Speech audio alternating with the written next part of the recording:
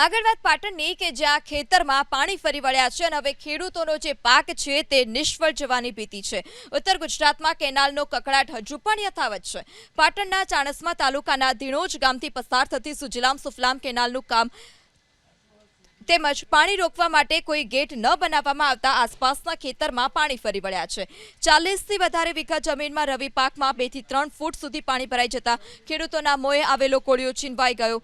એરંડા, વરિયાળી, અજમો સહિતના પાકમાં ભારે નુકસાનીની ભીતિ છે, જેથી ખેડૂતોએ યોગ્ય વળતરની માંગ કરી।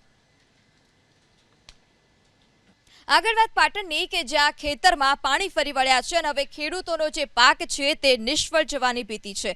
ઉત્તર ગુજરાતમાં કેનાલનો કકળાટ હજુ પણ યથાવત છે। પાટણના ચાણસ્મા તાલુકાના ધીણોજ ગામથી પસાર થતી સુજલામ સુફલામ કેનાલનું કામ તેમજ પાણી રોકવા માટે કોઈ ગેટ ન બનાવવામાં આવતા આસપાસના ખેતરમાં પાણી ફરી વળ્યા છે। 40થી વધારે વીઘા જમીનમાં રવિ પાકમાં 2 થી 3 ફૂટ સુધી પાણી ભરાઈ જતા ખેડૂતોના મોંએ આવેલો કોળિયો છીનવાઈ ગયો।